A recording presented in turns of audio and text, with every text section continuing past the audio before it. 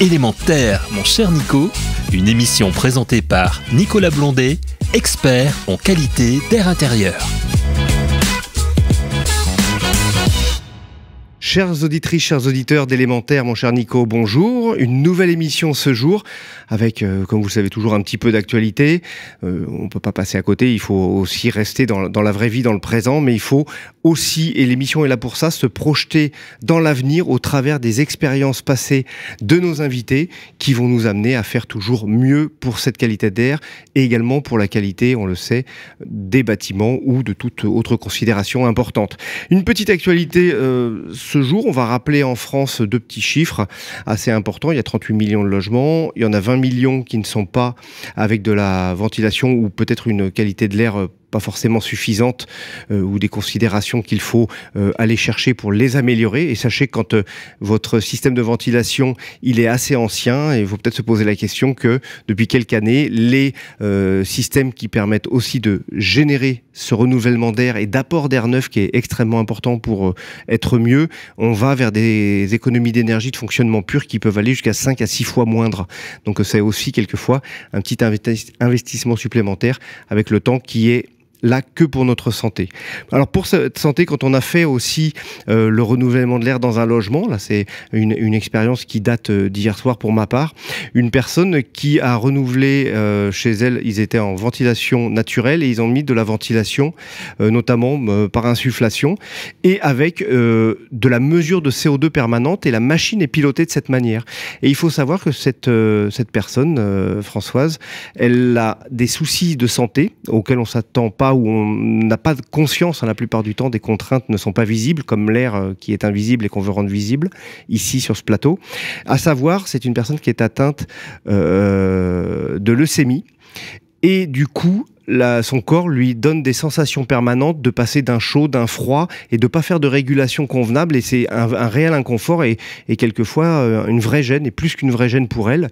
Et le fait d'avoir ce système qui est en pilotage avec le CO2 et pas de stratification d'air, elle a justement, elle me disait, j'ai une sensation de frais chez moi, mais de frais au sens de l'air neuf qui rentre, où elle respire bien, elle se sent beaucoup mieux, mais surtout elle n'a pas de sensation d'avoir peut-être le froid sur les pieds ou du chaud sur le haut qui n'est pas régulé. Il y a une vraie ambiance globale qui est bonne dans ce logement, et elle trouvait ça vraiment parfait. Pour elle du moins, et aussi évidemment pour toute sa famille autour. Donc voyez, la qualité de l'air, c'est des choses qui se voient pas mais qui sont extrêmement importantes pour les gens les plus vulnérables. Mais il faut savoir qu'à un moment donné dans notre vie, on peut être nous aussi vulnérables à différents aspects. Alors pour ce faire, on parle du logement, on parle de la rénovation, mais on va aussi parler de la maison neuve, ou du logement neuf, avec Régis Krogonok, le directeur technique du groupe Trecobat. Bonjour Régis, bienvenue sur le plateau. Bonjour Nicolas, merci pour l'invitation. Et puis merci d'être venu de la Bretagne. Ouais, on n'est pas si loin que ça. Pas très très loin, non. Vous êtes venu en train. En train ce matin. Ça se fait très rapidement. Voilà. Super. Et je voulais pas manquer cette émission. C'est gentil à vous, et puis vous reviendrez sur l'émission. Le but c'est toujours de recevoir dans le temps pour voir ce qui se passe dans le temps. C'est important, on ne fait pas des focus, on s'inscrit dans la durée. Alors le groupe Trecobat, il a fêté ses 50 ans en 2022. Alors qui est Régis Krogonok et qu'est-ce que le groupe Trecobat ? Alors, ma fonction au sein du groupe Trecobat, c'est donc au sein de la direction technique, c'est au-delà de piloter le bureau d'études, c'est également d'intégrer tous les systèmes et toutes les innovations qui vont nous permettre de faire grandir en fait nos métiers au service de nos clients. Notre préoccupation première, c'est d'apporter des logements qui soient des logements qualitatifs, sobre également, donc ça a été notre très très gros leitmotiv depuis la RT 2005 et après la RT 2012, les logements de basse consommation. Donc on a beaucoup travaillé là-dessus, et on a toujours eu la volonté d'être précurseur. On a maintenant, depuis quelques années également, la volonté aussi d'offrir nos logements à nos clients des logements sains d'un point de vue qualité d'air intérieur, mais toujours aussi avec cette préoccupation du confort. Et on voit que ce sont deux thématiques qui autant étaient assez peu prégnante chez nos clients. Il n'y avait pas vraiment d'attente il y a encore quelques années, et c'est de plus en plus fort là maintenant, le confort, parce que le confort d'été, et la qualité d'air intérieur parce qu'il y a largement assez d'actualité pour alimenter des préoccupations qui n'existaient pas il y a encore quelques années chez nos clients. Sur ces préoccupations, justement, Régis, est-ce que ces usagers, finalement, qui seront en demande aussi dans ces constructions, c'est vraiment une demande de leur part? Je dirais, c'est eux qui sont demandeurs, ou on est toujours dans une phase où on n'en a pas conscience spécifiquement? Non, c'est pas du tout une demande de leur part. Quand un client vient, frappe à notre porte et vient pour acheter une maison neuve, c'est une maison qu'il d'abord veut belle, et qui soit conforme à ses attentes et à son budget, qui s'intègre bien sur un terrain. Et là, on parle de tout un tas d'autres réglementations qui sont pas toujours faciles à concilier. La qualité d'air intérieur, c'est comme la consommation, c'est sous-entendu que c'est évidemment une maison qui sera parfaitement saine. Il n'y a aucune raison d'en douter. Donc nous, on aborde ce sujet-là en essayant de les sensibiliser au fait que les systèmes et les équipements qu'on va proposer dans leur maison, ils ont du sens. Ils ont du sens et ils doivent être bien pris en compte et bien appréhendés, pas simplement pour la partie construction et on va dire équipement, j'allais dire de base, mais il faut aussi savoir derrière s'en servir. C'est l'usage qui est important, puisqu'on est capable de mettre le meilleur système du monde, mais s'il est mal utilisé, il va dégrader, que ce soit l'énergétique ou que ce soit la qualité de l'air. C'est ça, et on y reviendra peut-être un petit peu tout à l'heure également, mais on a aussi une autre préoccupation derrière, c'est la continuité, puisqu'en fait, nos clients qui achètent une maison neuve, statistiquement, ils la revendent au bout de 7 ans. Donc il y a aussi la question de la pérennité en fait, de la performance dans le temps, pas simplement avec notre client qui aura peut-être été sensibilisé, mais avec celui qui viendra derrière également. Alors au niveau des logements, parce je fais juste une parenthèse, on le sait bien, une problématique logement, on entend parler tout un tas de contraintes, on entend parler de contraintes notamment, qu'elles soient budgétaires ou financières, puisque les prêts, entre les taux d'usure et les prudences des banques, on va dire que il y a un coup de semonce qui s'opère sur la construction. On est de l'ordre, je crois, de 40% de recul au global, entre le collectif et la maison neuve. Et on s'aperçoit également que le primo-accédant a plus de mal à avoir le logement. Donc ce qui veut dire que si ces budgets sont plus possibles d'aller chercher des maisons, ça veut dire qu'il faut se creuser encore plus la tête pour créer des maisons abordables. Oui, alors si on le fait sous le prisme simplement du prix d'achat des équipements, on va tous aller acheter le système de ventilation ou l'équipement le moins cher. Mais si on le fait sous un prisme différent, donc un prisme qui permet j'allais dire, un prisme que l'on appelle, nous, celui de l'analyse de la valeur globale, en fait. Quelle est la fonction ventilation et quels sont les effets de bord d'une bonne ventilation dans une maison individuelle. On a la chance, avec la RE 2020, d'avoir maintenant, en fait, des obligations de contrôle en matière de qualité d'installation, en fait, de fin de chantier. C'est bien d'entendre parler qu'on a la chance d'être contrôlé. C'est parce que ça veut dire qu'on veut que ça fonctionne bien et que ce soit vérifié. On est toujours dans on est toujours dans la même dynamique, même si c'est pas toujours facile, évidemment, parce que c'est quand même le bâtiment, c'est un gros paquebot et il n'y a pas que moi dans mon bureau qui va décider. Il faut aussi que derrière toute la chaîne de production suive et jusqu'à l'électricien qui lui sera peut-être encore moins bien informé que son conducteur de travaux. Donc cette difficulté-là, en fait, il ne faut pas la contourner. Au contraire, il faut l'affronter et l'affronter avec des protocoles qui soient bien faits, qui soient atteignables, réalisables et avec des équipements. Mais pas simplement les équipements. Je vois qu'on a fait, nous, de grosses transformations depuis 2 ans maintenant sur nos réseaux de ventilation, les réseaux aéroliques. On a testé plusieurs façons de distribuer l'air à l'intérieur de la maison.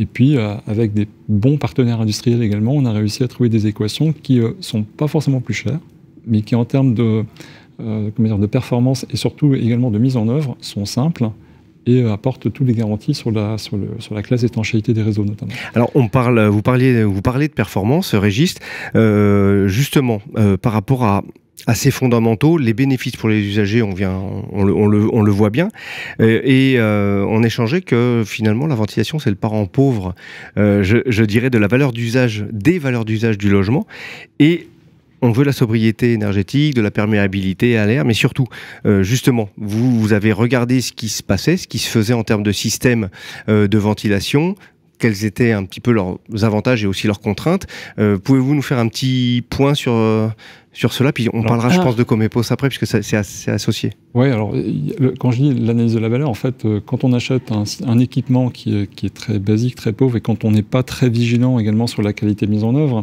on peut se dire que, très bien, on a livré la maison, on a réceptionné, et puis le client, il verra bien quand il vivra, en fait. Derrière, c'est nous qui, à travers les décennales notamment, sommes susceptibles de revenir pour corriger des mises en œuvre qui n'ont pas forcément toujours été bien faites. Donc ça, c'est des coûts indirects qui sont très importants. Nous, bien évidemment, notre préoccupation, c'est d'être bon du premier coup. Ça coûte toujours moins cher que de revenir après derrière. Non seulement en termes d'investissement, mais également en termes d'image pour l'entreprise. Donc c'est vraiment cette dynamique-là qui nous anime. Après, sur la partie accompagnement d'industriels et recherche de solutions industrielles, moi je ne suis qu'assembleur en fait. Mon métier, c'est de faire une maison et d'assembler des produits et ensuite de la livrer à mon client. Mais pour ça, j'ai vraiment besoin d'avoir des pools d'industriels qui soient eux aussi très moteurs, qui m'aident dans cette mouvance-là. Et quand on sait être à l'écoute de ce qui se fait, quand on sait chercher également les bons partenaires, on trouve toujours des solutions. Alors justement, on échangeait dessus, vous étiez anciennement, ou plutôt il y a quelques temps, vous étiez sur des systèmes de ventilation hygrobée qu'on connaît bien, oui. Avec quelques éléments. Et qu'est-ce qui vous a, par rapport à celle-ci, qu'est-ce qui vous pousse à aller chercher d'autres systèmes? Alors d'abord, ça a été une sensibilisation sur la qualité d'air intérieur, parce qu'on a été très focus sur la partie sobriété énergétique depuis le bâtiment basse consommation. Donc pour nous, ça remonte à 2009. On a vraiment fait une vraie mutation en fait de nos équipements. On a renforcé l'isolation des maisons. On a vraiment beaucoup plus soigné les mises en œuvre, mais sans considérer que la ventilation également devait aussi être prise en compte. On a vraiment, quelque part, collectivement, un petit peu appauvri mécaniquement cette fonction-là. Donc là, le projet Comepos, qui est un projet qui était porté par un investissement d'avenir et l'ADEME, qui s'est déroulé de 2013 à 2019, avec un pool de scientifiques, un pool d'industriels et un pool de constructeurs. Donc on a réalisé 24 maisons individuelles, je crois, qui ont toutes été habitées, monitorées. Donc pour la première fois, dans des maisons Tricobat, il y avait des capteurs de CO2, il y avait des capteurs de COV, et on a appris énormément. Et on a vraiment appris que... Et qu'est-ce qu'on a appris alors, du coup, ça va être des seuils, ça va être des niveaux, qu'est-ce qui a pu être relevé? Moi, j'ai gardé quelques valeurs repères en fait, qui m'ont beaucoup marqué. Dans la suite parentale de la première maison que l'on a faite, le matin au réveil, il y avait des concentrations de... alors, chez nous, on était tout de suite parti avec de la VMI. On voulait vraiment tester ce produit-là. Et la bonne surprise, c'est qu'on était sur des concentrations de l'ordre de 700 ppm. Quand les seuils sanitaires sont, je crois, aux alentours de 1000 ppm. 1000 ppm, et il y a même une recommandation du Haut Conseil de la Santé publique qui recommande le 800. Qui recommande 800. Donc on l'a fait, mais pas que one shot, c'était de manière récurrente pendant une période assez longue. Donc c'était plutôt par la preuve en fait qu'on a pu montrer que ça fonctionnait bien. Et quand d'autres maisons qui elles étaient plutôt focus sur d'autres innovations que la ventilation, donc elles étaient équipées de ventilation hygrobée, les valeurs qui étaient remontées étaient de l'ordre de 3500 ppm, et encore je crois que c'était des niveaux de saturation des capteurs, et quand on les changeait on pouvait monter à 5000 ppm. Et des niveaux qui étaient atteints en l'espace de 2 heures également. Et très rapidement. Donc là, on s'est dit, bon, il est temps d'agir. Oui, parce qu'on est loin. Si on veut du 1000 et qu'on est à 3500, c'est évident que... C'est ça. Il est temps d'opérer une petite révolution là, et puis de considérer que la valeur ventilation, il faut absolument la remettre à son niveau. Alors, sur cette valeur ventilation, sur cette valeur qualité de l'air en général...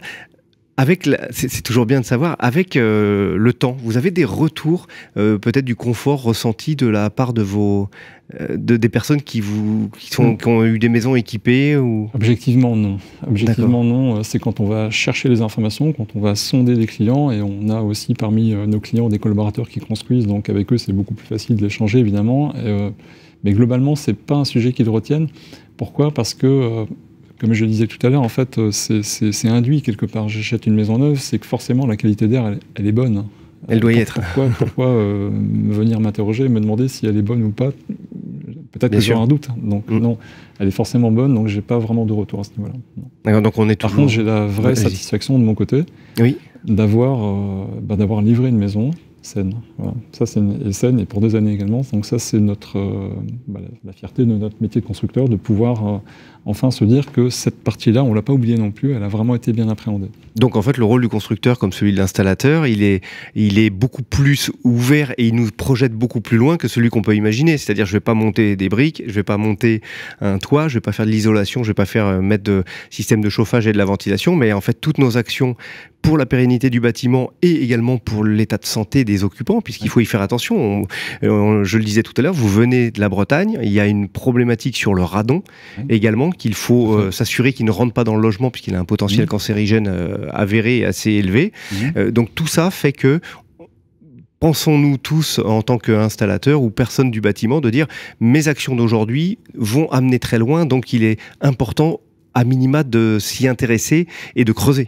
Alors, il y a ça, et puis il y a l'angle également du client qui quand même va s'endetter pour de nombreuses années dans un bien qui doit lui aussi avoir de la valeur, une valeur patrimoniale. Donc un équipement sur lequel on est capable de faire la démonstration que les équipements de ventilation sont fonctionnels et que globalement la qualité d'air intérieur est bonne et de manière garantie et pérenne, quelque part ça valorise le bien, quelque part. On n'est pas sur une maison sur laquelle on aurait peut-être négligé tel ou tel aspect des équipements pour essayer de rentrer dans une grille de prix, en fait.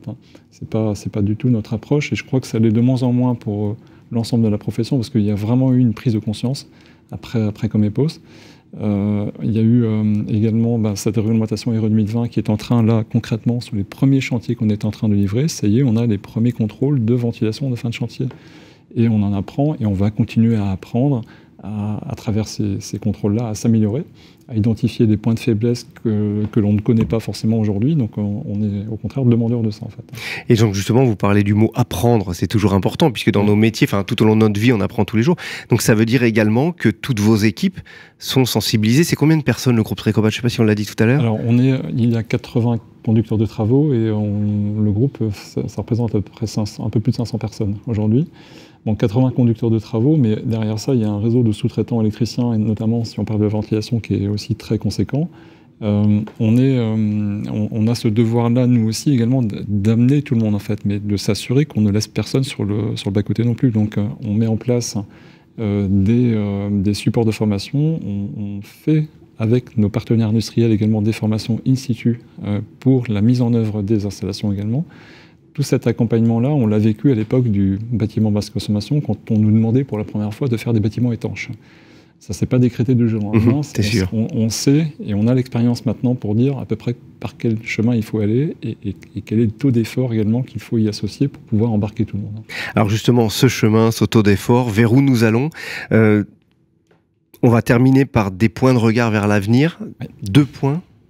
Dites-nous, lesquels pour vous, si on doit appuyer sur 2 points pour cet avenir, de cette prise en compte justement sur cette qualité de l'air, sur la construction aussi?